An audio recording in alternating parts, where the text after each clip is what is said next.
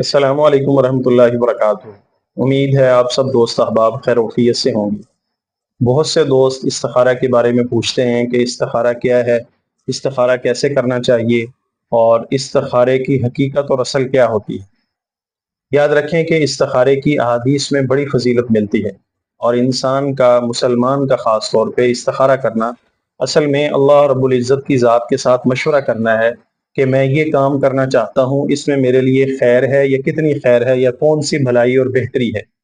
इस्तिखारे की दुआ हम यहाँ डिस्क्रिप्शन में भी दे देंगे। वैसे भी इंसान को अमूमन सोशल मीडिया और मुख्तलिफ प्लेटफार्म से वो दुआ मिल सकती है कि इंसान रात को, उसका बेहतरीन तरीका है कि रात को 2 रकात नमाज सलातुल हाजत पढ़े, अल्लाह रब्बुल इज़्ज़त से दुआ करे और उसके बाद इस्तिखारे की दुआ करके उसके अंदर अपने उस काम को जहन में रखे कि ये फलां काम के बारे में मैं इस्तिखारा करना चाहता हूँ।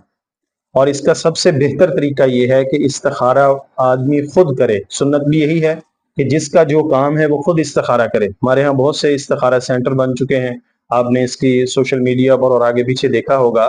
तो इस्तिखारा असल सुन्नत यही है कि इंसान खुद करे। हाँ, थोड़ी बहुत गुंजाइश दी है कि आदमी किसी ने एक आदमी से करा लेता है, लेकिन सही सुन्नत तरीका यही है कि खुद करे। इसलिए कि जो आदमी अपने मामले के लिए इस्तिखारा कर रहा है वो सबसे बेहतर समझता है कि ये काम मेरे लिए भलाई का था, वो उसके हर पहलू को जानता और समझता है।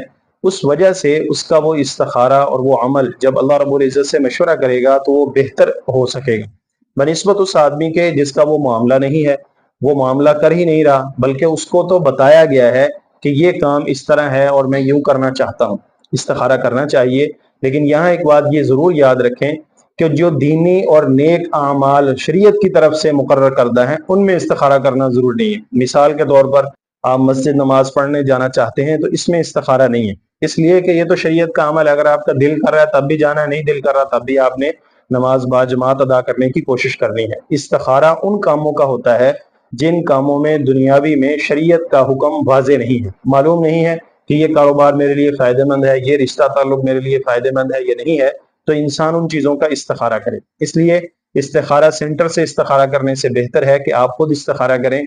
इसकी एक खास दुआ हुज़ूर सल्लल्लाहु अलैहि वसल्लम से जो मनकूल है वो आसानी से मिल जाती है, उस दुआ को पढ़ें और कोशिश करें कि आप खुद इस्तिखारा करें। यही इस्तिखारे का उम्दा और बेहतर तरीका है। यहाँ एक बात खास है वो ये कि इस्तिखारा करने के बाद पता कैसे चलेगा। तो बहुत से अहबाब ये कहते हैं कि शायद इस्तिखारा करने के बाद हमें ख्वाब में कोई चीज नजर आएगी। बहुत कम ऐसा होता है कि आपकी ख्वाब में रहनुमाई हो, वगरना असल ये है कि आप जब ये अमल करते हैं, आपने ताक अदद के बकदर 3 दिन और आगे 5 दिन, 7 दिन, 11 दिन ये अमल किया। उस अमल करने के बाद, इस्तिखारा करने के बाद जिस काम पर आपका दिल मुतमईन हुआ है वही असल में आपके लिए बेहतर है। यानी हकीकत में इस्तिखारा करने के बाद काम पर, अमल पर दिल का मुतमईन होना जरूरी है, ख्वाब में कुछ नजर आना जरूरी नहीं। इसलिए कोशिश कीजिए, अपने हर काम में इस्तिखारा कीजिए। इस्तिखारे के बाद किया हुआ काम इंसान के लिए बहुत मुफीद होता है।